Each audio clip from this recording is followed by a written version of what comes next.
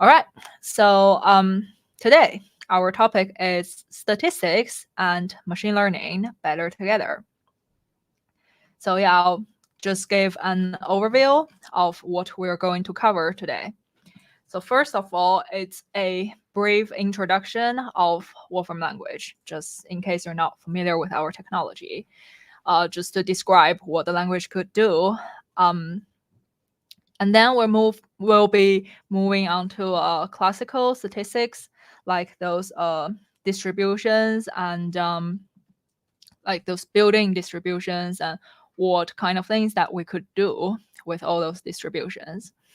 And then it's the machine learning part, just a brief description of like the definition of machine learning, what are the tools for machine learning do we have that can help you with your machine learning work. And also a part of it is neural network. Again, we'll see the definition, we'll see some examples of like how the network is designed and how you can manipulate those neural networks, and look more into the network itself. And in the end is the better together part. We're going to use some examples to show how we can combine statistics and machine learning all together. Great, let's get started. So first of all, Wolfram Language.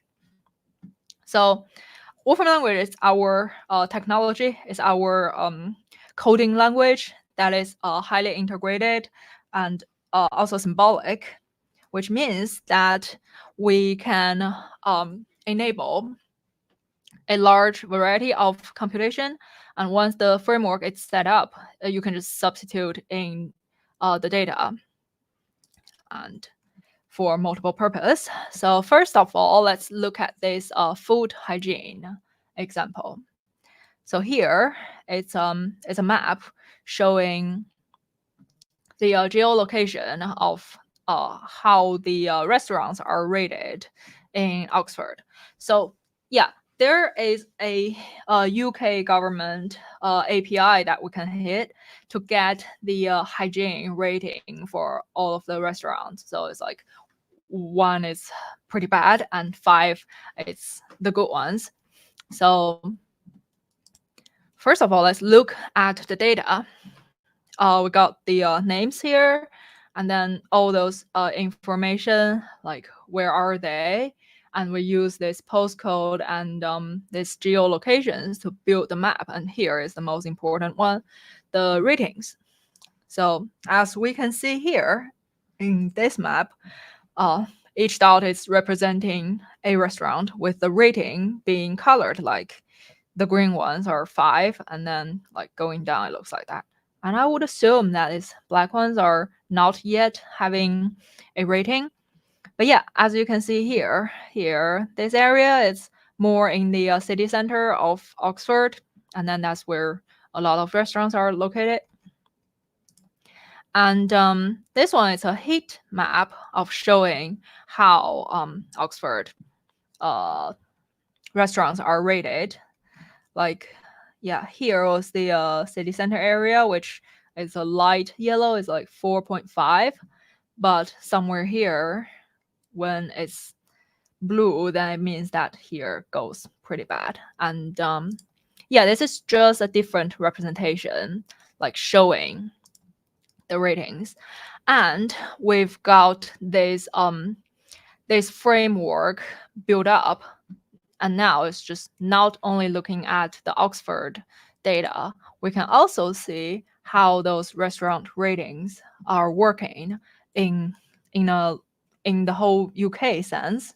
So as we can see here, like London, Birmingham, like those bigger cities, it's probably the scores are lower, but like in those less people area, it might be better. And we can also just do like a statistical plot by showing that the food hygiene by town size, when the population is smaller, and we can see the ratings are higher. But like when the population gets bigger, it gets to bigger cities, there might be some food stand that's kind of temporary. They might not be very very hygiene, just making some tourist money. They don't care. So yeah, that's probably the reason why like bigger cities have like pretty bad food hygiene ratings. So yeah, now you get the idea of how we can build a framework. And again, similar thing for another data set, like the London accidents. We can visualize the frequency of accidents around just some area in London based on geolocation. Same thing, we call the data first, which they have the geoposition and also like what kind of accident that they have. And similar thing, we can have those little dots saying like maybe the green ones are like minor ones, and then yeah, these darker ones are probably more severe. This might not be very clear to see because the dots are covering the road, but we can also again see the heat map of this. This is a local density map, and as we can see, like for this area with more red of a color, that's where more accident and more severe accidents are. Like for this junction is very complicated, which also makes sense. And we can also see like all the other the density map for, I would say that's another area.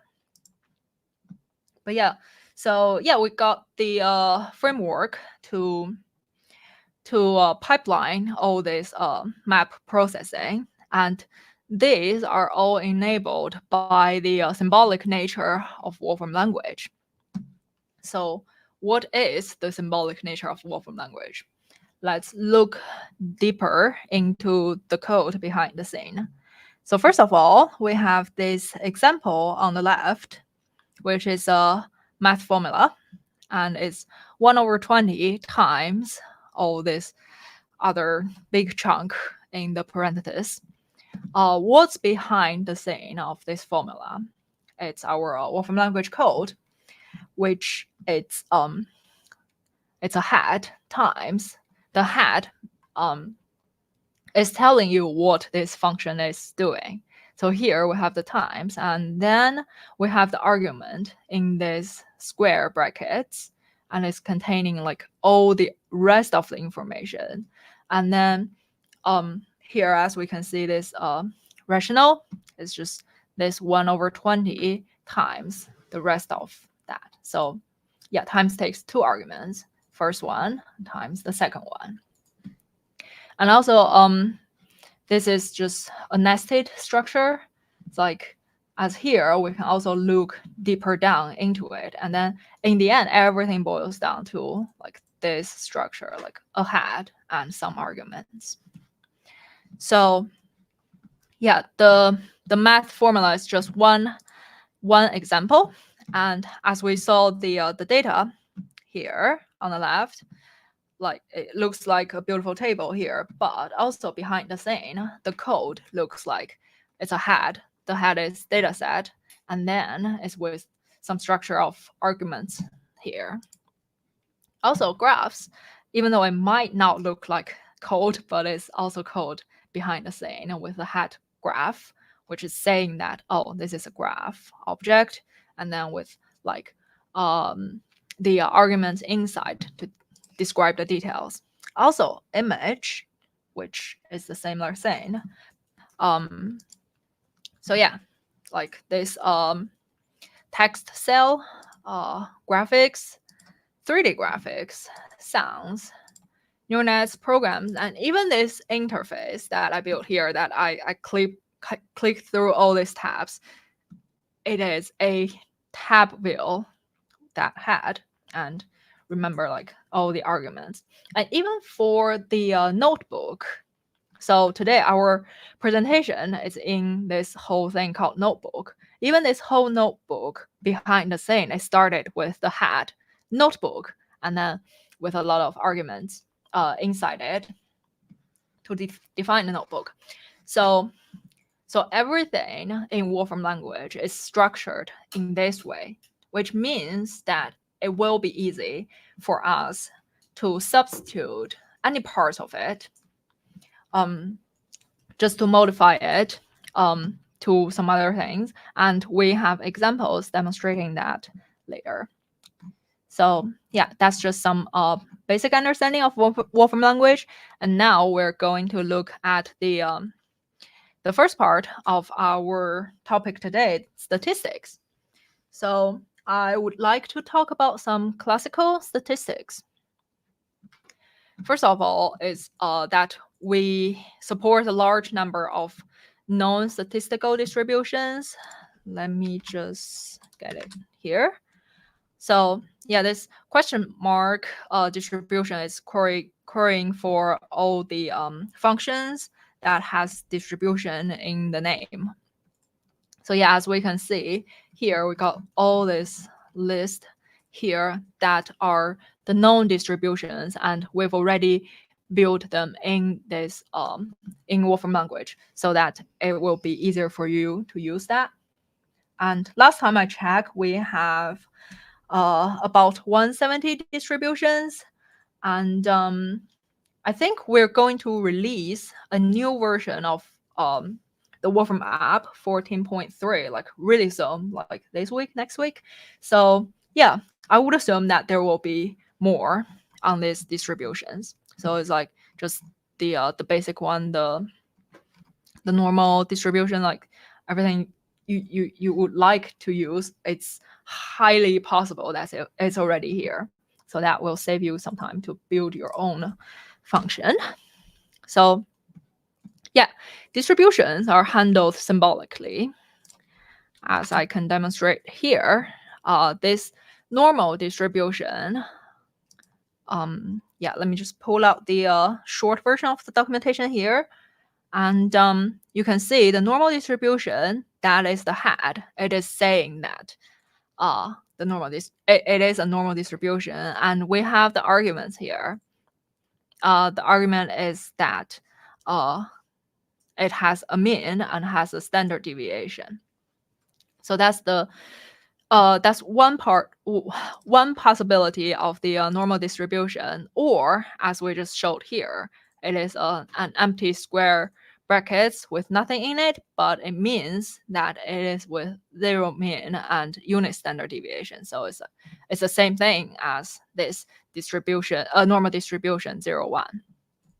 So what we're doing here is just we assign this normal distribution to this variable name. And now what we can do is to plot the PDF of this distribution. So here is the same thing as this. All right. So yeah, we can plot the PDF probability density function. We can also plot the cumulative distribution function CDF, and we have all these other properties that we can query for: the variance of this distribution, and then the standard deviation of this distribution, so on and so forth.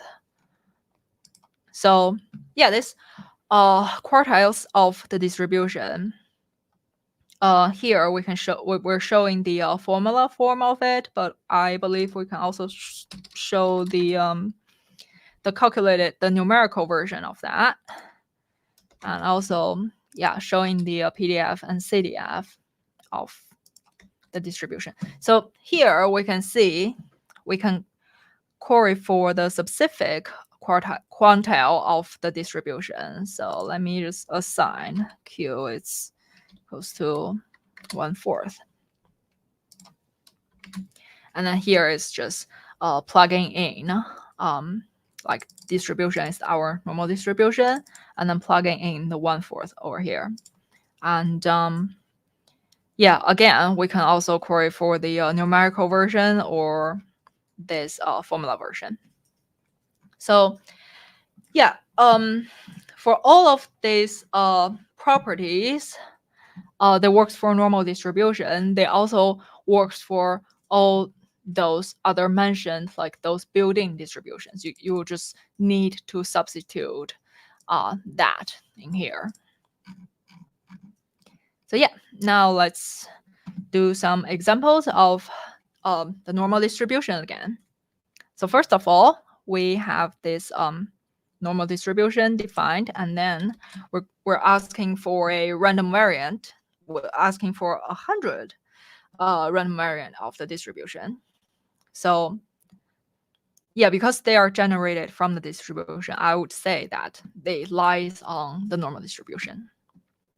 So here we have a function called estimated distribution, which can guess what this data is coming from here, this data.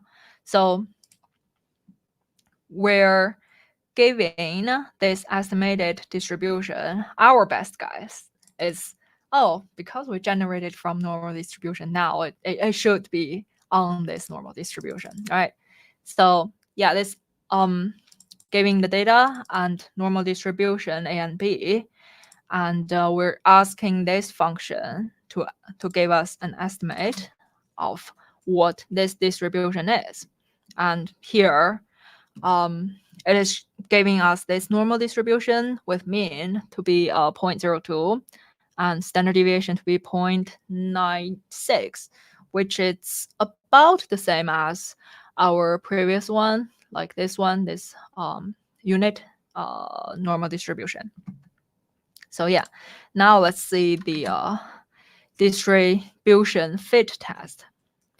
This is asking for like to see how this data fit on this distribution that we just guessed. So this is like 7.74, which is not like a high number. I would say like the highest I've seen is like 90, 95. So yeah, this is the p-value of how data fit into this distribution. And like a bigger number, like a 90 something, means that it is more likely for the data to be on the distribution. But like this 74 is probably like 74, 75% of chances that these are on the distribution. And we can also ask for the probability of if x is smaller than 3, and what is the probability of that x is on this distribution. So this is giving us the formula form, and this is giving us the numerical form, which this is the n probability. And I believe we can also do the similar thing, and they're giving the same answer. So it might not be very obvious here, this I ask for the formula form first and then asking for the numerical result. And for this one is computed in a numerical way. It might not be very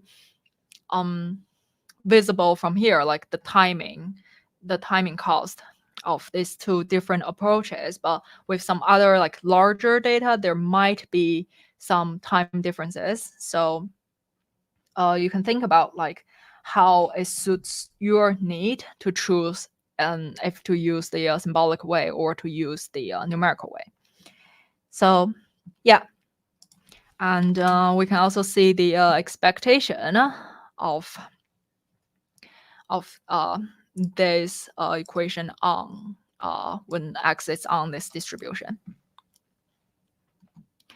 So yeah, that's just an example of how like normal distribution and estimated distribution works. And now we're giving a real life example. So this example is talking about the Old Faithful geyser in the Yellowstone National Park in the United States. So the Old Faithful geyser it's like a volcano, but water version. It will shoot out water, hot water, and steams, like in a period of time. Let's see the data here. So yeah, we're just querying some example data from our resources, like the Wolfram data repository, and I can show some example of the website later. But now here we can see there are just some numbers like 79, 54. This means that how long we will have to wait in between the two eruptions. So basically, this time the geyser erupts, and then for this time, I will have to wait 79 minutes till the next eruption. But like for next time, I'll wait for 54 minutes. So yeah, these are data that collected by some volunteer scientists when they're observing the geyser. So now what we're going to do here is to draw a histogram from this data just to show like what the data looks like. As we can see, the waiting time is like the probability density. So it is like lower chance that is in the 40s area, but like on the 50s, it's getting higher. It looks like two normal distributions combining together. So what we're going to do is to describe this distribution. So here, this mixture distribution will help us to describe this old faithful geyser eruption time. So what it is doing here is, we just look at the histogram, and then we're guessing it is constructed by these two normal distribution together. And then by just eyeballing it, we'll probably say like half of it is like a normal distribution and the other half of it is another normal distribution.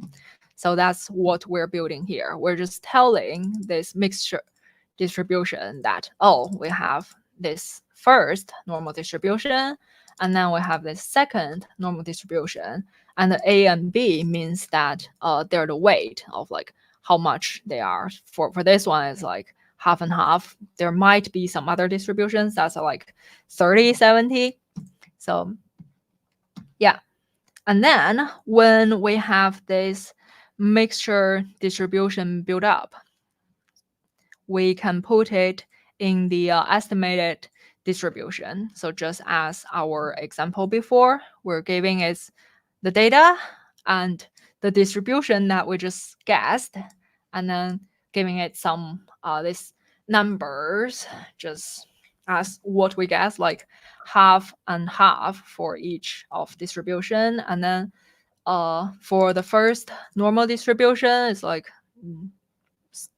it seems like the mean is like 50, and then like standard deviation being here like 10. Let me just clear out my my variable so that it doesn't get messed up. So yeah, as we have this structure set up, we can evaluate our functions.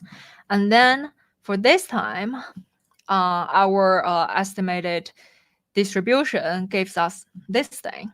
It is a mixture distribution that it's constructed by this two normal distribution, and then the first one has the mean of 54, like here, and then standard deviation about 6, and then the second distribution is also a normal distribution with a mean of 80, like right here, and then standard deviation also about 6.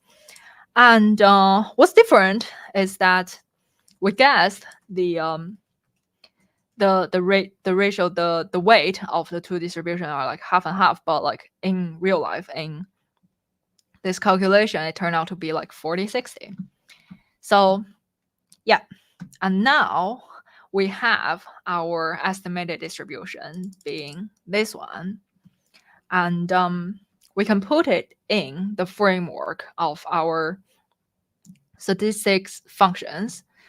So again, we can just show the plot of the PDF. Remember this one that we had something similar here, but just substituting this distribution there with our newly generated estimated distribution, which is this mixture.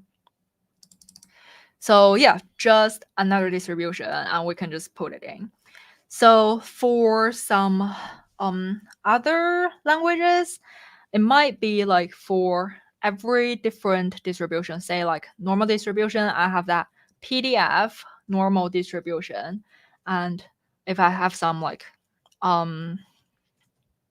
what else, like empirical distribution, it might be something like PDF empirical distribution.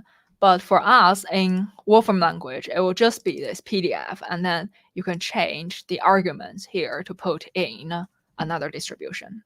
So yeah, that's our framework.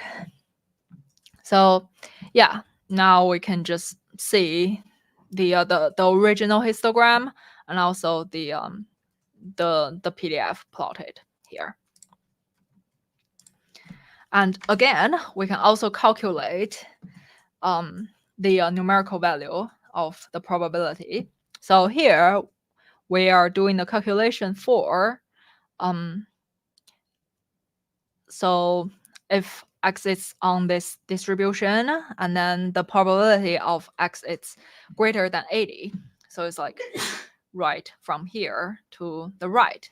And then the probability is like 32%. It means that there are 32% of chances that you will have to wait at the geyser for more than 80 minutes and to see the next eruption. So yeah, just what I said, just another distribution, and we can also generate the random variate here, and can also do the distribution fit test, and we're looking at the waiting time and like how possible that these are on this estimated distribution. This time it's like 94%, which is a better fit. So yeah, that's two examples about normal distributions. And now we're going to look at some multivariate distribution. So yeah, these are our building functions for the distributions. And I'm showing some example here. So yeah, this one is the multivariate hypergeometric distribution. So this one, it's, well, you can take it as the sampling without replacement. So we're just sampling like 6 balls from 2 boxes. Like the first one can be like 10 red balls, and then the second box contains 15 in blue. And then we're calculate the chances of like how the 6 balls, like how many blues and how many reds do they have. So yeah, again, this framework, this structure we have here, it's just to build how like we can show the graph of this, and then this is the distribution. We can keep the structure and then just substituting this distribution out for some other new distribution, and again we'll get a graph again. So yeah, the second example is binormal distribution, and yeah, just be careful. It looks very similar to binomial, but it's binormal, and in my understanding, it's like 2 normal distributions, but like in 3D sense. So it looks like that from these 2 sides. So again, similar structure. We're just only substituting out this distribution. and have some other distributions examples. So yeah, histogram distribution. Just creating a distribution from a histogram. Yeah, just looks like a histogram. And also the empirical distribution. This one is like taking out samples without replacement. So everything got taken out. The probability is like based on like observation, like all the probability are 0.01. And again, like similar structures, and then we can query for the similar information. And also this smooth kernel distribution.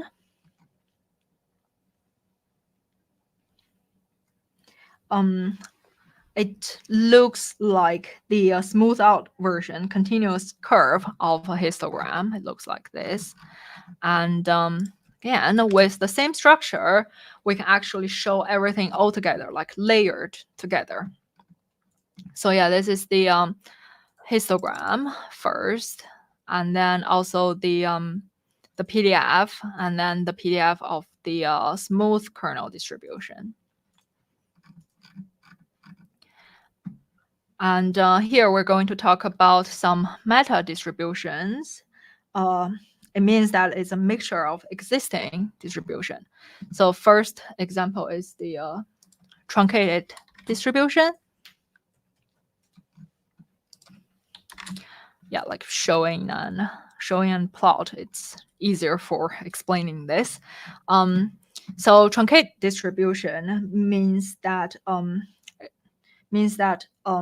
it got renormalized, and it just got the cutoff here, like this range from -1 to 1, and then it's kind of like squeezed into this area. Like for a normal distribution that like everything under it adds up to 1, but like for the truncated distribution, because it got cut off, everything kind of like squeezed into this area, and they're also adding up to 1.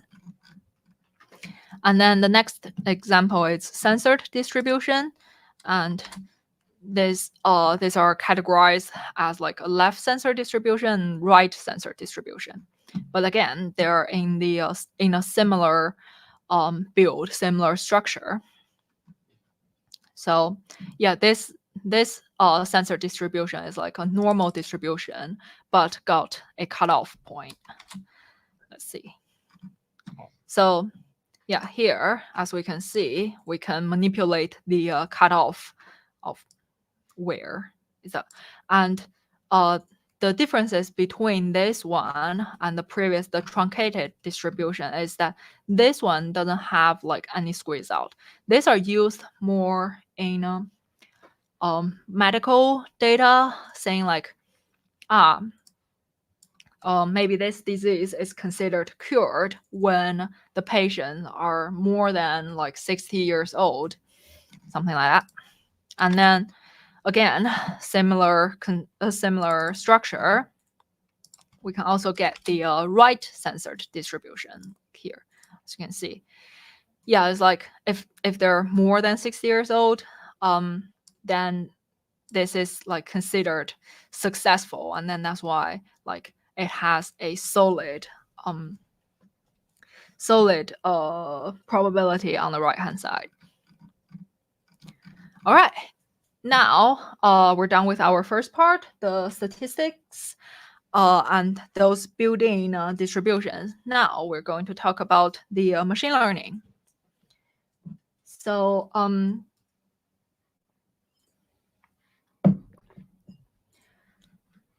I got a question in the Q&A session from Bill, and asking for find distribution, that function. So yeah, we will have some example talking about that later. So yeah, now let's look at the machine learning examples.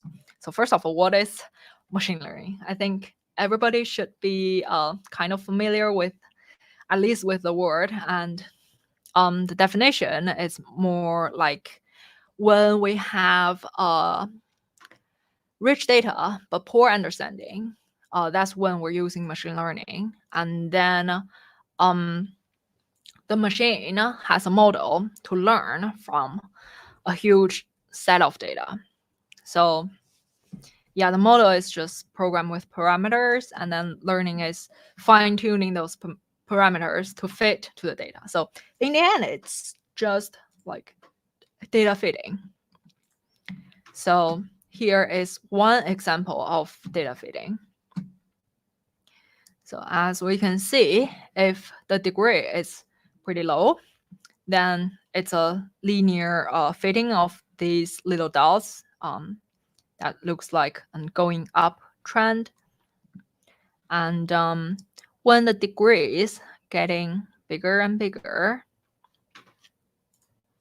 seeing like it's trying to fit more into more dots here.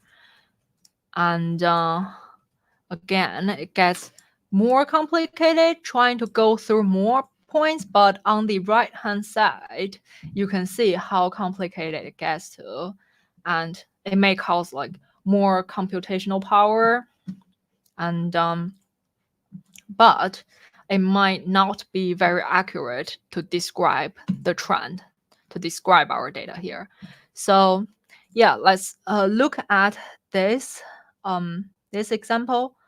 Let's just say, what if I have something like in between these two dots, something like lower down here, and of course it's on the trend of going up, but if it's on this model, on this equation, then our model will predict that this point should be here, and which might not be ideal. So in my opinion, it goes down to like a judgment call, like a validation process to see like where is the sweet spot for like not too complicated of a fitting, but also it can fit the trend of like all our data. So yeah, just some basic information about different types of machine learning. Supervised learning, like input to output mapping, for example. Like usually it's for classify functions, like giving it some image and telling it. Yeah, the supervised part comes from you have to guide it, you have to tell it what it's what, like a picture, tell it, you mark it, label it as this is a cat. And then for some other pictures, you just tell the model that, oh, this is a dog. And then the machine learns from that and then can give you the answer of like of an unseen image, saying like, oh, this might be a dog, this might be a cat. So yeah, this is the most common type of learning. And the second type is unsupervised learning. So this time we're not giving any guidance of it. We want the model to figure out its own way. So let's just say we throw some cat pictures and dog pictures to the model, and without telling it, well, which one is what, we're only giving its inputs. And then the machine will see it's like, oh, these pictures look similar, they might be one category, and those pictures look similar, they might be another category, but actually without understanding what they are. So yeah, it's just used for finding patterns in unlabeled data. And there's another type of machine learning that is the reinforcement learning, which the model gets feedback from its environment. So this is more used in like those training robots to walk. If the robots walks properly without falling, then great, get rewards. And if it made a move, then like minus point. So with rewards, then it knows that it needs to do this more. But like with like some minus point, and know, oh, this is wrong, I shouldn't do this. So that's the way of training this reinforcement learning models. So yeah, some small examples about what can machine learning give you. First one is like image search. Yeah, this one's like pretty simple. I'm just not gonna demonstrate it here. And then the second one is recipe classification. You can put in your ingredients, and then it will just give it a try. Tomato and egg. So yeah, it is like there's 17% of chance that it's Eastern European, and then yeah, so on and so forth. Yeah, so this one was probably trained by like a lot of recipes and telling like each recipe like which country, which cuisine it belongs to, and then now we can just input the ingredients and then give us the probability. And then the next example is text character recognition. We will have some neural network example about this one later. So let me just write a digit. I'm telling you now that I am aiming for a 5. But like with me started writing, the machine only sees my first stroke, and then it is not knowing what we have. And now it's like by seeing the whole picture, it's giving us this 5 as its understanding. But there are also some limitations of machine learning. It's just if I accidentally dropped some dots here and there, and now at this point, like for us human, we can still recognize that it is a 5, but for the machine, it gets very confused because it didn't got trained by this like number with some extra dots around it. So yeah, this is where we can modify like how to train the machine for like different types of data. And also this there's a text analysis example. This one will just do like if I gave it a sentence, it will tell me that if I'm happy, what topic am I talking about. Image generation, I'm sure we've seen this a lot, like in those large language models, like, oh, I want a picture in this Mona Lisa style. So yeah. And for this one, it's like we can use the neural network to recolor an image. So this is just to build the model first. And then we give it a black and white picture, and now it just figure out that this looks like grass, and it should be green. And also with the with another neural net, we can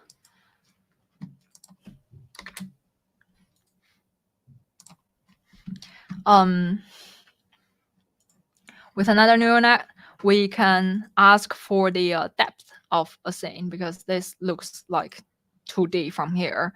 And then where's my dog image? Hold on.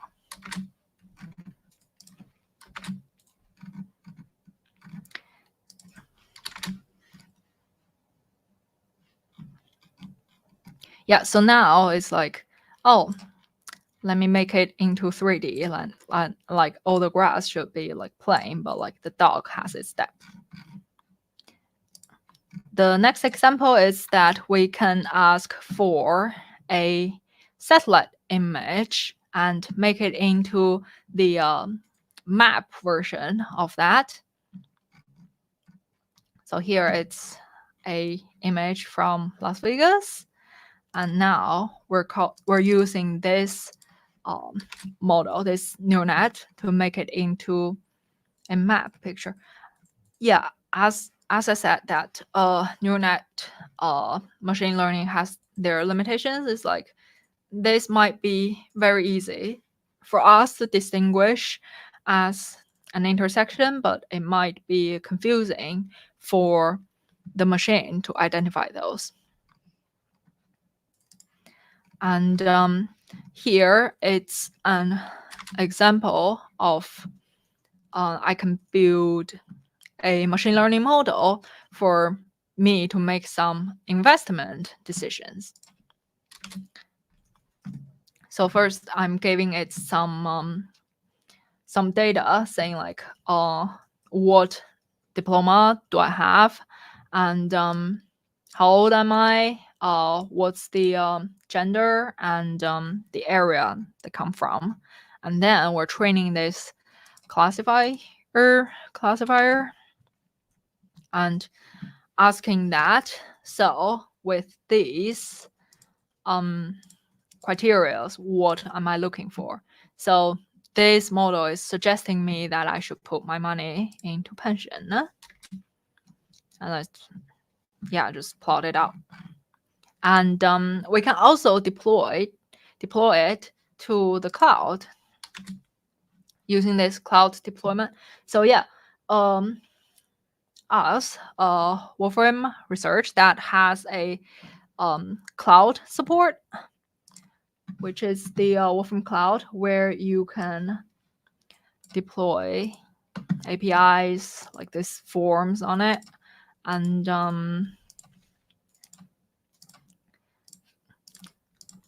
might be useful if you want to pull it out in a family party, just to show like, I can do this, and giving some investment suggestions. But yeah, personally, I'm not suggesting that you should use this one for suggestions, because again, it is just trained using some like very basic information.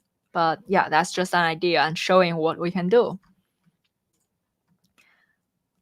All right, now let's talk about the supervised learning classification. Typical steps of classification. We need to prepare the data, sort it into training data and testing data. It's usually like 80-20 ratios. And then we're making sure that the testing data is not in the training data. That serves the purpose of like, if you're giving the model something that it has already seen, then how do you know if it's accurate? So yeah, just giving it some new challenges so that we can validate if the model is working. And then with the training data, we can create a classifier. And then just takes time to train the classifier on training data, and then doing the test, the validation of the classifier, and then measure the accuracy of the classifier by using the predicted guessed value of the testing data and compare it with the original what data that it should be. So yeah, here are some examples. For the first one, I'm just giving it a very easy data set, like categorize some integers, some numbers into different categories. And now I'm just training my classifier using this function classify. Yeah, it's I would say the process is pretty automated. But if you would like to make it more complicated, we have like all sorts of fine-tuning variable aspects that you can change to suit your purpose. So now with this classifier trained already, now we're asking what will this 1.2 be in the category. So since 1.2 is like in between this 1 and 2, then it is very much likely that it will also be in the category of A. And here we're seeing the probabilities of this 1.2, like which category it should be. So for A, the probability is 1, and for B, the probability is like this 10 minus 10 to the minus 7, which means that is like highly unlikely. So here we see these probabilities. This means that how certain our model is, how certain it is for our data to be in this category. It is not the case that it is the truth. It is just how our model are, how confident is our model. And if I change it to somewhere like in between 2 and 3.5, this will change. Let's do 2.8. And now it's saying that it should belongs to B, but like for now, it's right in the middle. We wouldn't know. Oh, 2.8. And now this time, our model is not that certain. So this time, the chance of it being in A is like 35% and in B is 64%.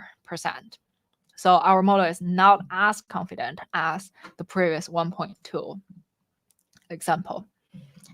So yeah, more complicated example is that we can ask our classify function to categorize some image data.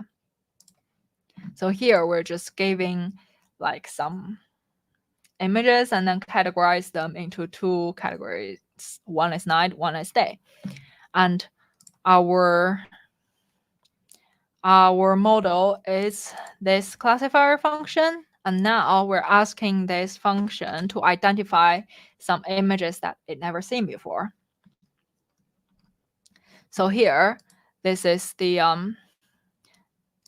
so these 3 are days and these 3 are nights, as we can see, but our model is identifying this one as nights. It's probably because it's only seeing like so much of the data, and now it's like everything with a darker area and some bright yellow, that it will identify it as night. So yeah, for machine learning, I would say probably using more data can help the models to be better. And our next example, it's the Fisher's iris data. And again, we're getting some example data from the our Wolfram data repository. And then this contains some information of like how long the petals are, how long the sepals are of different kinds of flowers. So yeah, we don't have to make sense from it as long as they're talking about the same thing. So now we have our training data. We'll just use it to train the classifier again. So data, classify, do the training, and then we can test the classifier using the testing data here. So now we're calling this classifier measurements, which will give us the inside information of how our classifier is working on this testing data. So the accuracy is like 82%. And yeah, here it is called the confusion matrix. So as we can see for this Setosa category, the predicted classes and the actual classes, they're the same. Like everything falls into here, which means that our model is doing pretty well on this category. And then for this Virginica, it is also doing pretty good. But for this versicolor and Virginica, it just get confused so badly. So there are only like 7 of the versicolor that it's predicted well, but like for the other 8, it's just getting lost. So we can also just query for, yeah, this is the combination of all the information. And we can also just query for like single part of the information. The accuracy is like 82%. and can also ask for the confusion matrix. The worst classified example, as we can see, because it got confused so much here, so everything belongs to the versicolor. And the best classified all belongs here, or it should be belongs to here. So yeah, for all this information, they are helping us to get an understanding of our data, to maybe to improve like what more data should I query for to put into the model to train it better. So yeah, this is the validation part of how classifier should work. And then again, we need to get some understanding of how the model is doing, and then go backwards to fine-tuning the model. All right, the other side of the supervised learning is doing some prediction. Again, we started with the simple cases when we gave it some very basic information and then asking it to do the prediction. So here, what we're predicting is that we give it an integer and then it's just predicting another value for us. So yeah, this time we gave it like 1.5 and then it's just giving us, it doesn't look like it belongs to here. But we can also ask for the distribution of that. So yeah, this might be the predictor getting confused by itself. And if I train it again with the same data, nothing happened. I didn't touch anything. And again, this time, still giving me this. Great. So yeah, I can ask for the distribution of that, which can give us a better understanding why this predictor is doing this. So for here, this P 1.5 distribution, this one provides a distribution that represent the range of possible outcomes and their possibilities. So for here, it's just giving us this normal distribution, and the understanding, like how to read this, is that the mean of this distribution is probably the expected value of this P of 1.5, and then the standard deviation here, this 4.9, is like how much it is uncertain of the of this value here. So this looks like it's very much uncertain about this 1.5 being at this value. Again, we get this one as a distribution, so we can just put it here, just another distribution, and then we do the plot. All right. The next example is about wine quality. We can just, again, setting up training and testing data from our example data, and just train. This time we're training a predictor function using this predict function. So now we get our predictor from this training data, and we can also query for the data of the testing data here with this predictor measurement, just getting more information. And then as we can see, this line, this diagonal lines, is like the perfect prediction. So if everything works perfectly, the data should be like lining up here. But I think our data is like integers, so that's why they're here all over. But as we can see, the trend is doing great. So yeah, we can also query for the standard deviation of the test result. I believe this one should be, if it's smaller, then it means that the test result is more accurate, the predictor is more accurate. Yeah, again, can also query for the plot itself.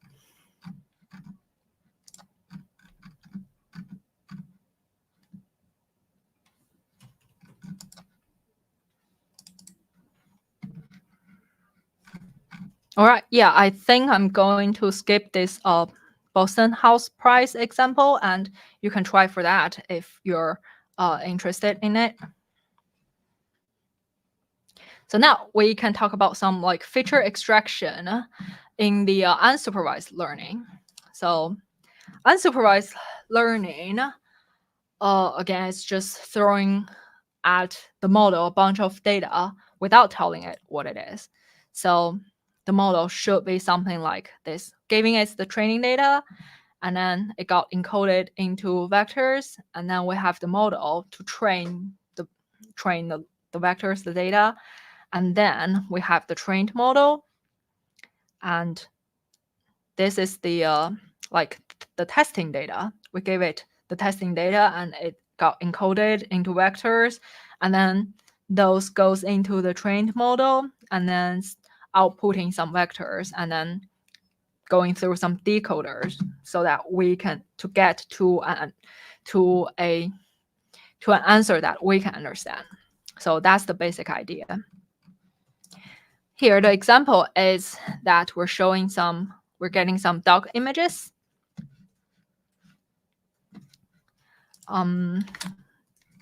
Yeah, so that's our cute dogs. And now we're doing the feature extraction of these dog images. Let's see what the machine is seeing.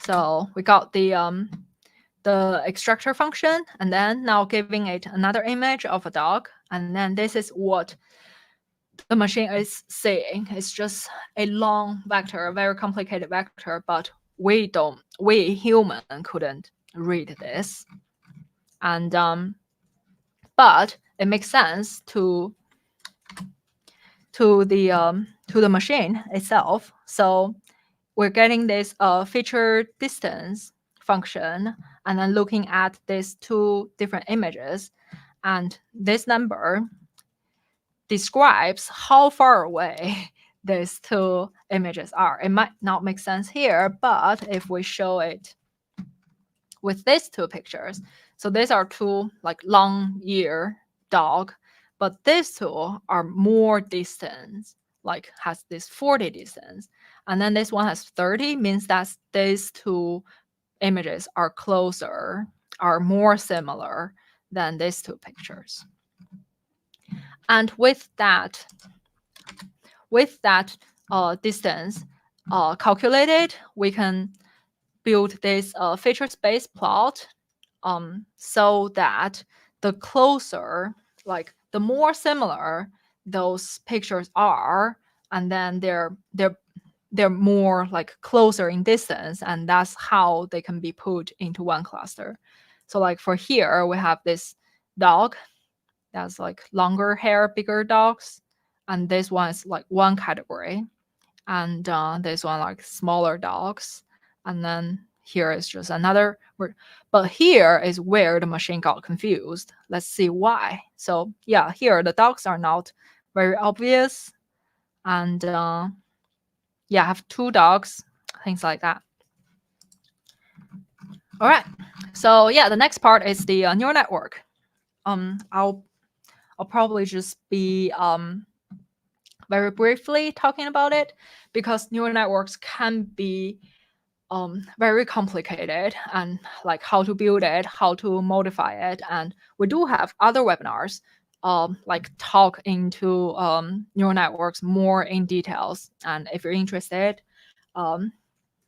yeah, just looking for like the other neural network webinar. But here we're just giving some very basic information. Neural networks are layers of regression that feed into each other, and then like in the end give us an output that we can understand. So here there are many building functions in Wolfram language that can help with build the neural network. We have like all this calculation for different layers, and we also have this like all this manipulation of the net, like just help you to build or modify your own neural networks. And there are a lot of free neural networks in the Wolfram neural net repository. So yeah, let's just see some examples of the neural network. First of all, it's the net. It is trained on the handwritten digits. Let me just get the numbers in. So yeah, what we have here are handwritten numbers, and then we're telling it, oh, this is a 4 and this is a 0. So this is our training data, and this is our testing data. So what happened here is that we ask this LeNet to identify some pictures from our testing data. So what was happening here is just, oh, it's identifying this picture as a 4. And as we can see here, it's pretty accurate. Everything is correct. But now we're going to create some new data that it has never seen.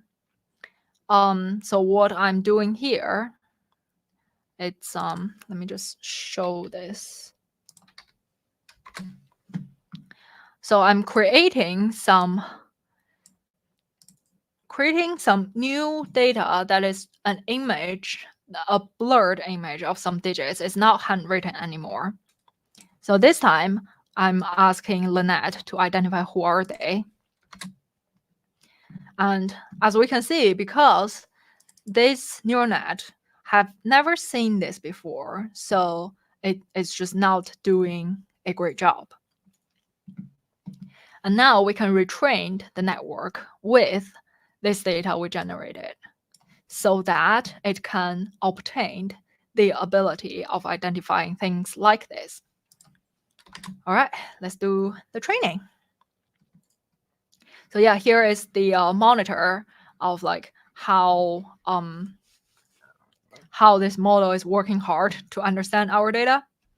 So what we can do here is that we can limit it the time. We can specifying the method of it. So yeah, just some fine tuning of the training.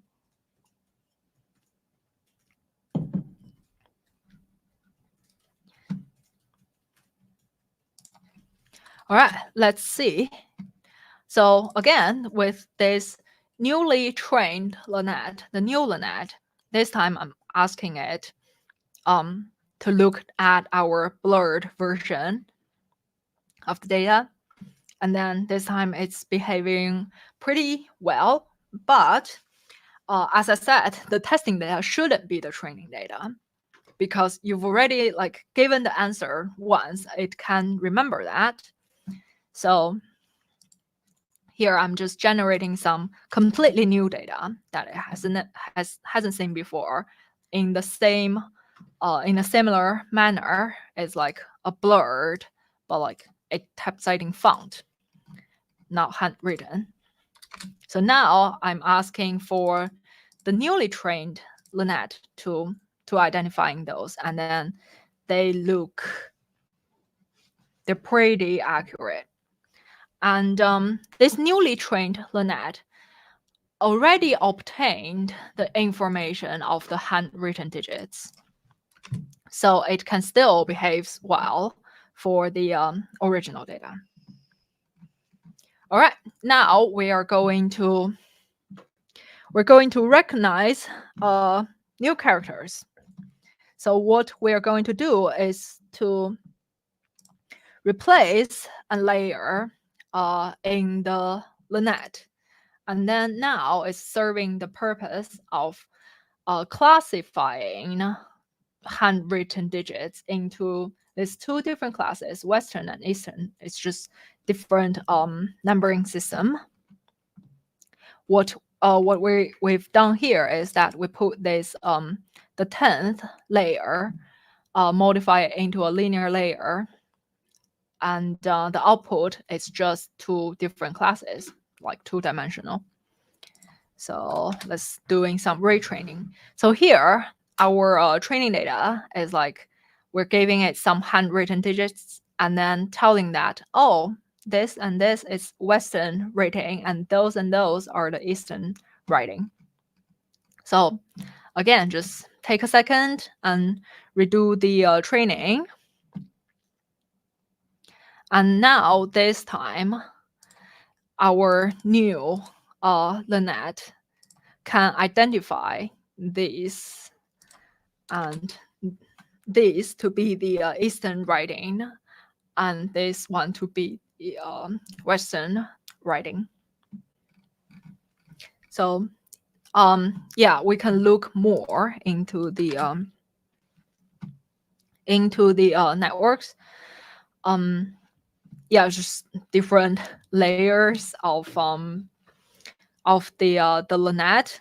It's like contains all these layers, and we can get more information of each, like the specific layer. But yeah, this might be too much into details for the purpose of today's webinar. But again, we do have some other information, other webinar, more specifically talking about this topic. So yeah, I'll just do this example really quick. So first of all, we're getting the image identifying neural network from our neural net repository. And then just giving it a picture, and the neural network sees it as a tiger. And we can take the first layer of the network. Let me just show what I would say. This is probably like some large vectors.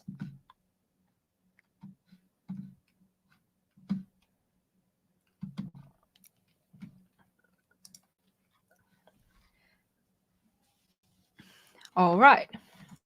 Yeah, just some large vectors that for us human that we might not understand. And then we're just giving it the function of image, and then to see what the neural network is seeing at this stage. And again, these are what us human couldn't understand. But the machine might understand, like seeing this one as, oh, it may be how there are stripes of the tiger. Yeah, something like that. So here we're getting the information of like each layer that got used and the dimension of that. So yeah, this one is like pretty complicated. And the same information can also be obtained from like here, and then just click this button. All right, so now we're going to talk about the better together part. So there's two areas, statistics and machine learning. There are some new tools becomes available, like combining all this together. And for those statistics functions, they works better with lower dimensional data, and machine learning, I would say they work better with higher dimensional data. So yeah, first of all, like distributions, and we have this find distribution function. The example is like we're giving this random integer, getting 100 of them, like in the range of 0 to 10. And now we have the data, and we would like to find where this data could be on what distribution. And now we have this find distribution function, and then training this with like all of the data here. It might look pretty simple here, that is finding this discrete uniform distribution, but like let me show the documentation page here. Yeah, because it has it is the algorithm way to like guess what the distribution that it comes from, and then yeah, possible continuous distribution and possible discrete distribution. So yeah, it must be like one of these distributions. So yeah, this is similar to the estimated distribution, but this time we do not have to do our guessing first, and then the function is doing all its job to be just automated. So yeah, and the next example is find formula. So first of all, we are generating some data from here, like using this function, x sine of x. And now we have our data. We're going to find the formula for this data with respect of x. And again, this one, if I run it like another time, it might be giving me other guesses, or it might not. Yeah, sometimes because of the nature of sine x, it could be like a minus sine x, or sometimes it will give me like 1 times x of x times sine of x. So yeah, just gave some more tryings of that, and until like you're happy with the result.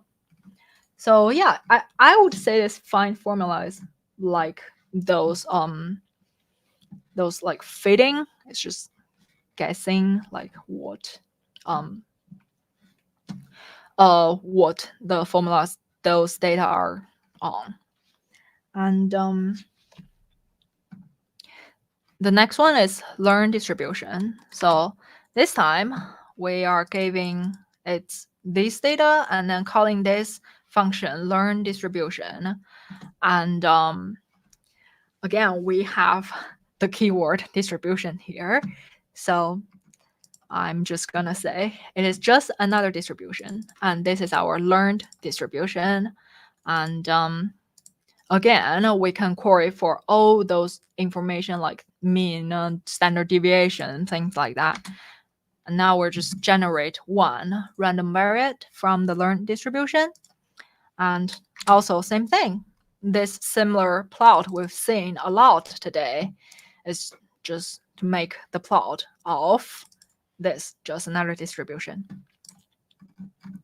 All right, now this learned distribution can not only work on like numerical data, it can also work on images. So first of all, I'm getting some images from our resource data repository. Let's just see like 10 examples of the images that I got, like a lizard, like a bear. So yeah, it's just a collection of pictures from all over the place. Might be a car, line, something like that. So now what we're going to do is that we ask learn distribution to learn about these pictures. So here I'm using a smaller sample, like just 5,000 pictures, and I set the time goal to be 30 seconds, just so that we don't need to wait too long on this training, on this learn distribution. So yeah, behind the scene is it's machine learning.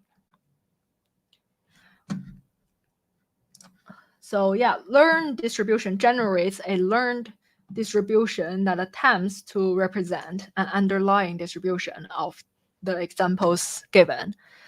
So again, we hit the keyword distribution, right? When we see a distribution, what do? We can query for the information. We can generate the random variant. This time, for me, as a human, I don't understand what these pictures are like. They're not even like pictures that I can name, but in the machines eyes in the machine's understanding, these pictures that we just generated are on the same distribution as these pictures that we can actually name. So now we're going to compare the probability density of an image on the training set. So what we're doing here, we're just asking for apple, kangaroo, and then we just generated a random one, like something that will look like this, and a handwritten digit, and just another blurred picture. So here, like we're querying for the PDF of what is the probability of this thing is on the distribution. So as we can see, the apple is like very high chance that it is on the distribution, and also the kangaroo, very high chance. But here, this is what we generated here, doesn't mean anything to us, but still, it is very high chance that it's on the distribution. But like this is not the case, this is like negative. So not the case for this digit and this just random blurred picture. So yeah, just another distribution. We can do whatever we want to the distribution, following the structure of what we can do for the building statistical distributions. All right, the anomaly detection. I believe this is our last example here. So yeah, again, we're querying some sample from the handwritten digit, and looks like that.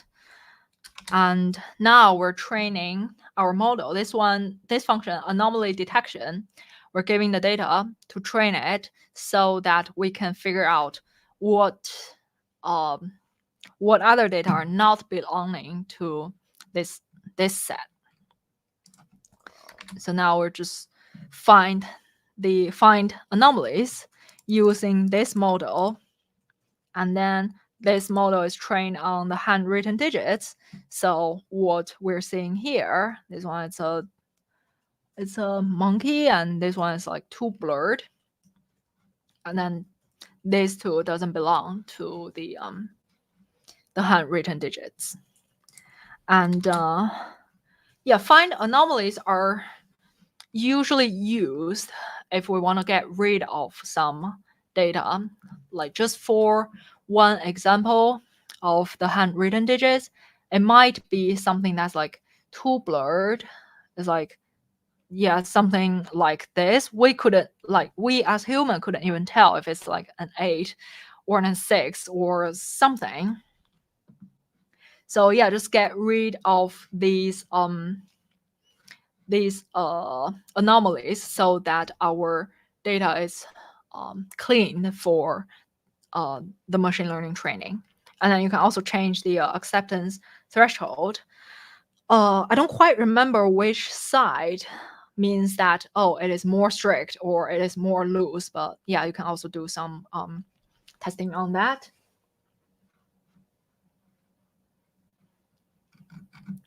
So yeah, here, that's all for us today. Here is the summary of what we've been looking at for today. The first of all, the symbolic nature of Wolfram language. It helps you to automate your work, and it's pretty easy to start with. And we've seen our statistical framework, and we talked about machine learning, supervised, unsupervised learning, feature extraction, and yeah, talked about some other functions that use machine learning behind the scene. Yeah, like we also talked about the neural networks. So yeah, here are some resources. First of all, it's the Wolfram U that has a lot of courses and webinars, and we do have some data science neural network boot camps. Happens every year or so. I think there will be some newsletter sending out. And we have our documentation center, which contains like the documentation for each function, and also like contains these guides talking about the specific area, which will give you a workflow of if you want to learn about machine learning, what should you do. And also this page, it's about the new in Wolfram Language. Yeah, we'll have a new release pretty soon. And also there's a book with Wolfram Language examples and introduction to machine learning. Yeah, I personally like that book. Has a lot of examples in Wolfram Language.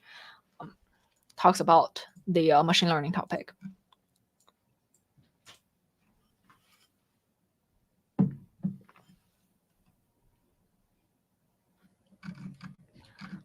Oh, got a question from Adrian asking, what if you add an arrow term with mean 0? Let's go back to it.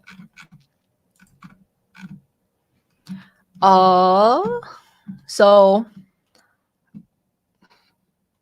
not quite understanding what you're asking there. Is like we do have some points like with value zeros. Are you saying like we should modify some of these to let them have the value of 0?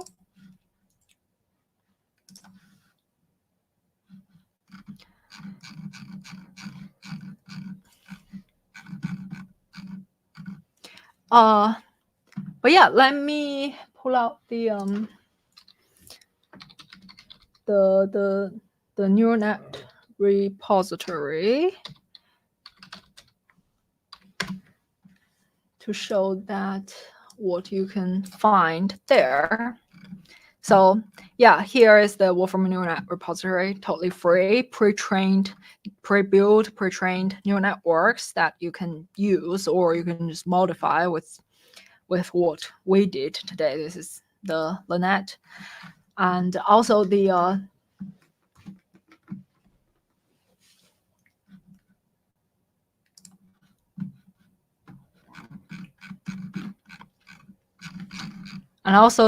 data repository. I don't think I have a link anywhere in the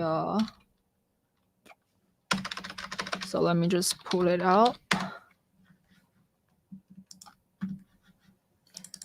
So yeah, this data repository contains like data from different areas, astronomy, chemistry, health, economy, that you can query for using it as examples, and yeah, different types like images.